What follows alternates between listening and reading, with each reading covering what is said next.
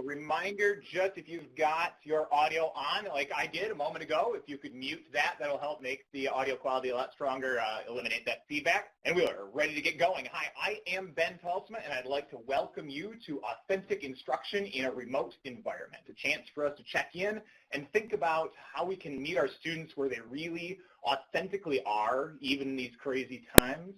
A chance to think about how we can take them where they're capable of going, even when they're stuck at home. I hope you are excited to begin. I know I am, so let's begin with this guy. That handsome fellow right there, that is Spencer Silver. He is an engineer, an inventor, and a failure. You see, he and his partner, Arthur Fry, were tasked with inventing a super sticky adhesive. Their company, 3M, knew a lot was riding on this, and so after months of effort, they unveiled a new compound, and it flopped. It was barely strong enough to hold two pieces of paper together. Now, some of you know how this story ends up. 12 years later, after a circuitous route, that really weak adhesive ended up being the foundation of one of 3M's most popular best-selling products of all time, the Post-it note. And this happens all of the time in science. For example, a window gets left open, and some mold drifts in and contaminates the Staphylococcus experiment, and the world gets penicillin. Millions and millions of lives are saved. Or some hunters with malaria in the Andes get so feverish and thirsty that they have to drink from that pool of water that everybody knows is bitter and probably poisoned, and the world discovers its first anti-malaria drug, quinine. And think about this. Every time that you pop bubble wrap, remember that it only exists because some people who were trying to make wallpaper failed. In situations where things are in crisis, in situations where the circumstances are a little bit different, that's where so many of our scientific breakthroughs take place. And it's not just in the sciences. That's Keith Jarrett right there, one of the world's greatest improvisational pianists.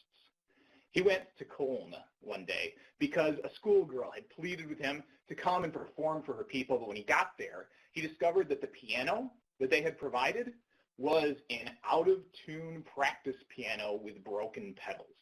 It just was completely unworkable. He walked out, wasn't going to be able to work. Vera Brandes, the schoolgirl who had pleaded with him, ended up tracking him down in the middle of a rainstorm, pleaded with him to come back in, eventually convinced him. He sat down, he practiced a little bit, and he went out and performed. In that building, immediately, within the first minute, people knew that something special was happening. Those constraints had forced him to make accommodations which made magic. And that happens in other endeavors as well. Any Olympic athlete knows that you don't climb Olympus by lounging. It's only through stress that we make progress. It's only when we put ourselves in difficult situations that we have the opportunity to grow. In fact, this truth, which is self-evident in all sorts of different fields, whether you're an athlete or an artist or a scientist, whether you're a cartoonist or a World War I flying ace or a teacher, this truth is that stress is required to produce strength. Strength comes from stress. Problems produce progress. That's something that we need to keep in mind these days because, boy, do we have problems. Looking at that Zoom call, I'm so sick of trying to communicate in this strange new world. Now, in education, we don't have problems on the same scale that doctors and nurses do, or that people are feeling right now if they are afraid of losing their job or they've been laid off recently. But we do have problems. Our students, our teachers, our administrators, all of them are feeling new stresses right now. It's important that we recognize the reality of those stresses. And it's also important that we try and use those as opportunities to grow. Everybody who ever made progress because of problems has had that attitude. They decided that they were going to use their crisis as an opportunity to become stronger. So I'm curious, how might this crisis, how might this remote learning environment inspire us to improve our practice? If you could make your comments in the chat bar, share your ideas, share what you think. I'd love to read them. I'm going to look over to the side. and see what you guys have to write on my other computer here. Go ahead. Yeah, Christine pointed out that students and teachers as well are learning how to implement new technologies, really important. Rashana talks about forcing us to think outside of the box. Yeah, becoming uncomfortable. Becoming uncomfortable is a great thing for us to grow. Lots of great comments, lots of great ideas, lots of great suggestions there. Keep those suggestions coming. Keep learning from each other. Because I do want to give you a warning, I am not an expert on this topic. I've never taught as a remote teacher before. I don't have years and years of practice here. However, I've been talking with teachers and administrators and with students and thinking about what works well and what doesn't. And I want to use this as an opportunity to open the floor up, to think about some different issues, and then to share our thoughts and our suggestions and our ideas. That's why we're going to have lots of those questions throughout our time together today, because we're smarter together. So I really want to emphasize that we value your input. Now, as we think about this idea of authentic instruction in a remote environment, I think it's important that we think about meeting students where they are. A lot of times, being authentic means recognizing who students are, who their true selves are. As we move to this new environment, the big thing that pops up is that students are in different places. And so today we're going to think about overcoming those challenges of meeting students where they are. Everything that we do today is going to reflect that reality. The way we're going to do it is by addressing a couple of big ideas. And then we're going to share some resources. Everything's free. You can access it right away. You can use what you find valuable. So we're going to do the big ideas and then dive in to the resources. So let's do it. Let's think about some big ideas in distance learning. And let's take a logical approach. When we think about it cleanly and clearly, what we really want to do is identify what those problems are. We want to think about what's different. Then, once we've identified the differences, we can identify the opportunity within the crisis. All right, if we missed out on this, the definition, the idea that we're going to think about is meeting students where they are. We're going to think about some big ideas related to authenticity in distance learning, and then we're going to share some resources, all free resources that you can use in your classroom. So let's get started with those big ideas, and let's take a logical, crisp, clean, clear approach, and that involves asking ourselves, what is different about this new environment? And once we know what that difference is, we shift back to presentation mode. Once we know what that difference is, we can try to identify the opportunity within the crisis, the way we can make progress because of the problem. Some of you know that Mandarin Chinese has the same word for crisis and for opportunity. That word, of course, is crisis-tunity. And then once we've identified that crisis-tunity, we want to capitalize on it. If we understand the opportunity and we don't act, we don't capitalize, well, that's just as wrong as that C, which is hanging out there at the bottom, lacking capitalization, which is bugging a lot of you English teachers.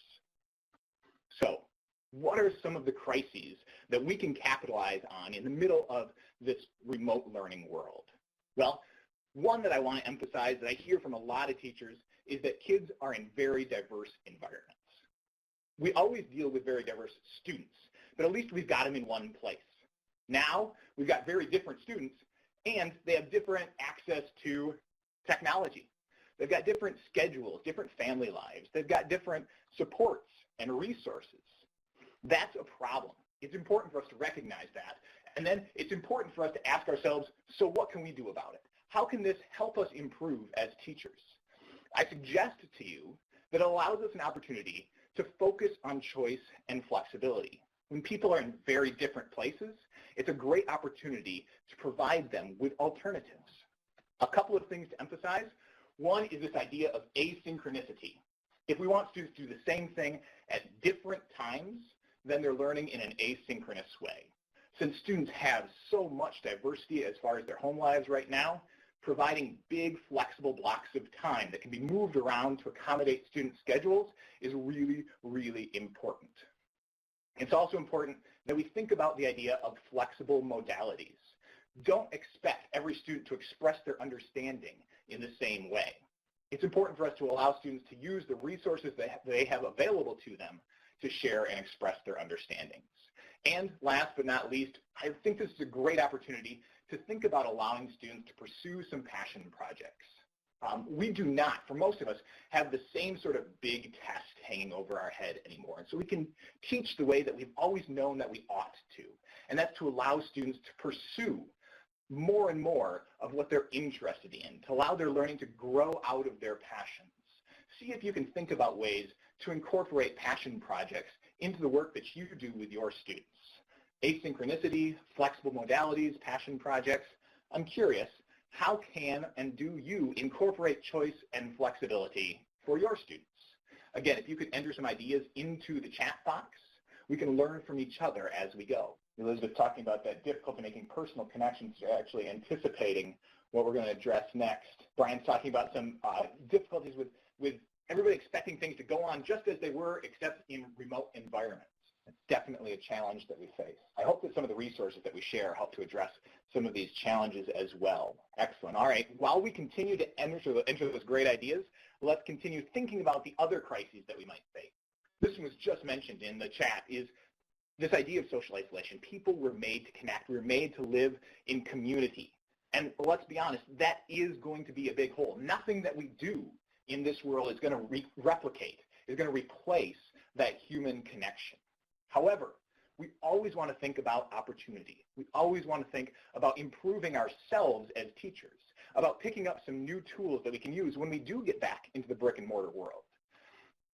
And I suggest that this is a great opportunity for us to work on intentional community and the ability to build that.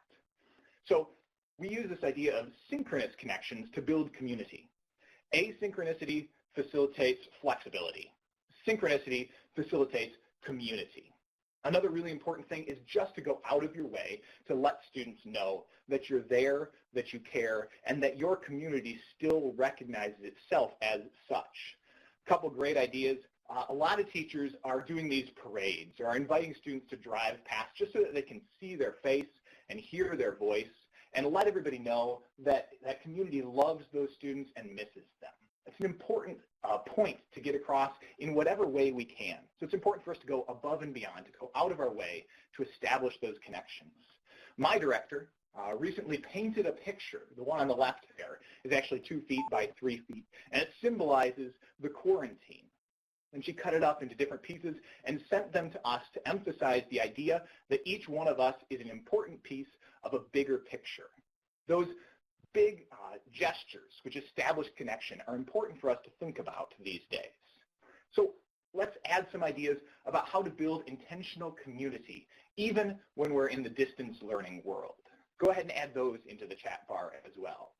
How can we build? How can we be intentional about building community in the world of distance learning? You might have seen some interesting ideas or even done some things yourself. We'd love to hear about them and to learn from you. Robert Clark made a YouTube video. That's an outstanding idea. A lot of videos, personal Zoom times, chatting with them individually, either through Zoom or on the phone, just to recognize where people are and what access to tech they have. Great ideas, great suggestions. Keep those suggestions coming. Keep reading those even as we continue forward. The last crisis that I want to talk about is the idea of distraction.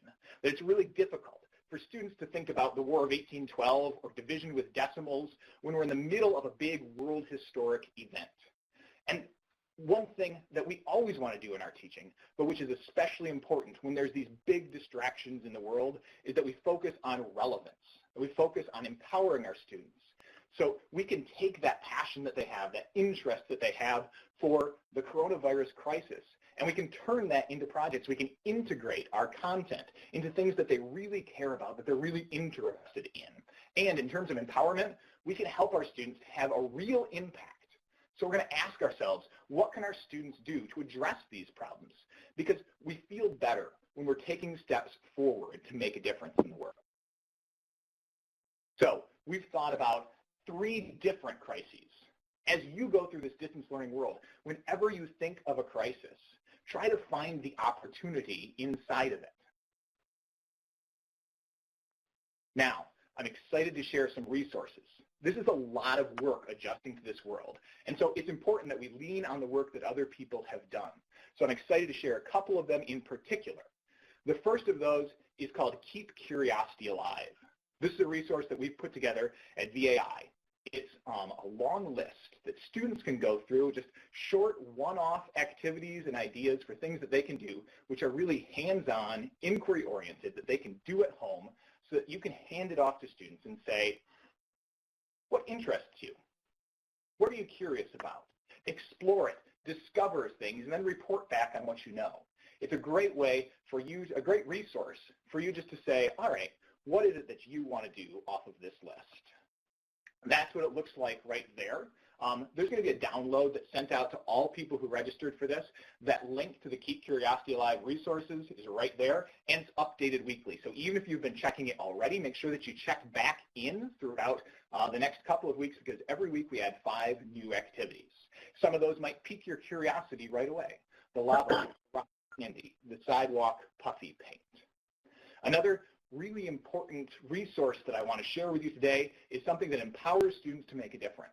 It's our virtual Prevent the Spread unit. It helps students to learn about how germs spread, including the coronavirus, and then it encourages them to create a public service announcement, a PSA, so that they can play a role in changing behaviors for themselves and others, changing behaviors and saving lives. I want to dive into that just a little bit. You will get, when you sign up for this, and again, it's completely free, a teacher guide that kind of walks you through all of the different steps, all the different resources that are available. And one thing I really think is important about it is that it does exist in the Drive, because we're trying to build a community of people, of educators, who are working together. So all of these resources are things where you can make comments and suggestions and share your ideas, because we know that we're smarter together.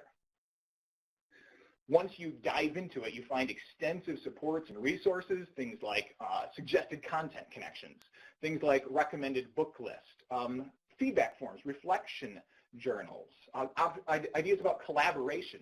So an extensive set of supports that you can use however you see fit. Again, it's all in the Drive. Detailed plans so you can feel as supported as you want, but again, you can modify it, change it, make a copy so that you can make it your own and use it to suit your purposes. We know that teachers are in really, really diverse situations, and so it's important that we accommodate that flexibility.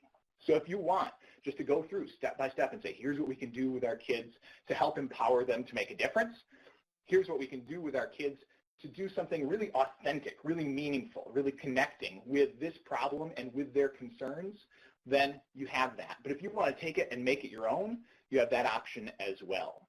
Not just teacher resources, it's student resources as well. You can give these to students and allow them to explore and find out what they're interested in, what they find useful. You can have them investigate those resources and share back with you what they liked, what they were confused by, what questions they have. Again, it's customizable, so if you want to change anything in it, make a copy, make it your own. We're really excited about the quality of the resources that we've shared with the students there.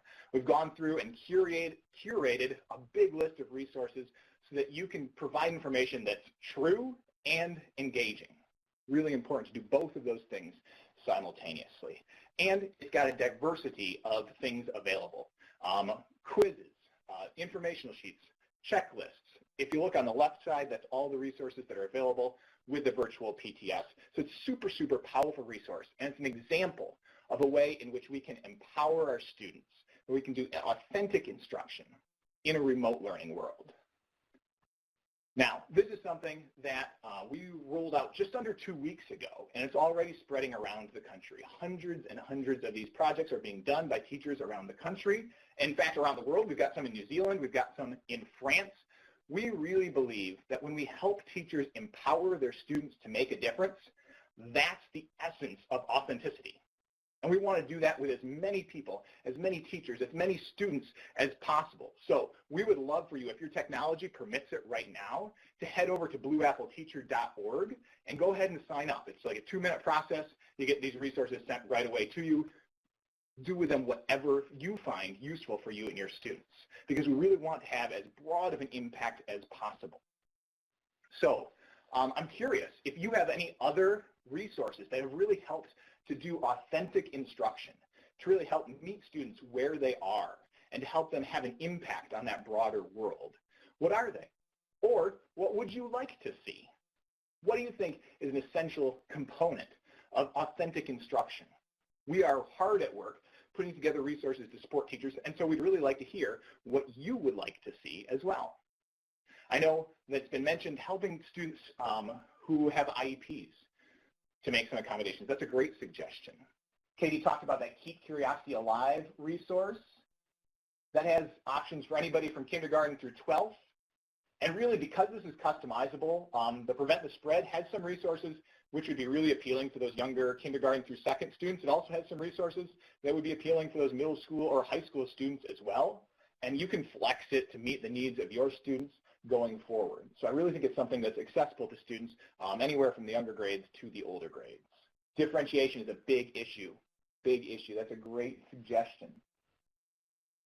English language learners, also a great idea. Really appreciate people sharing all of that. As you continue to make your suggestions there, just want to review and recap a little bit. When we talked about authenticity in distance learning, first of all, we went through some general principles. So as you think about your instruction going forward, when you run into problems, remember that you can think about them as opportunities. Think about the ways that problems can produce progress, and then act on those. We also shared some resources, the Keep Curiosity Alive resources and the Virtual Prevent the Spread unit. So we shared some principles and also some resources. And now I'm curious, what can you do tomorrow? What was useful? What was helpful? What can you do tomorrow because of what you learned today? If you can enter those in the chat box, that would be really exciting. Suggestions to be more flexible. What else was useful? What else was valuable? What else can you do tomorrow? I love Brian's suggestion of just being more flexible, increasing flexibility and choice. And it's going to sign up for that Blue Apple right away. Letting students determine what they learn next, letting their passions drive your projects. That's a great suggestion from Robert Clark. Really valuable. And I really do appreciate all of those chat box comments, all of those suggestions. Again, we are smarter when we work as a community, when we learn together. So I would love to see a lot of the names from that list. Pop over to blueappleteacher.org and get signed up. If you do join that virtual PTS, either myself or one of my colleagues will serve as your project coach just to kind of help you out with any issues that you might encounter. We also would love to see you sign up for Science on the Grand. You can find that at blueappleteacher.org as well, or at vai.org. We know that the world is kind of crazy right now. If you sign up for this conference in July and it does end up getting canceled, we'll give you 100% refund. So if you sign up now, you definitely get your spot confirmed. And also, there's no risk as far as the coronavirus. And make sure you reach out. We have some other projects available at blueappleteacher.org that you can check out so that when you get back into your regular classroom, you are ready to do some authentic instruction there as well. If you have any questions, any comments, please reach out to my email. At Ben Tolson is my Twitter handle. You'll make me smile that big if you reach out and stay in touch. So I thank you so much for coming out today. I hope that this helped you to find the opportunity in the crisis, to capitalize on the crisis opportunities, to take problems and use them to produce progress, and to make the world a little better place. Thank you very much.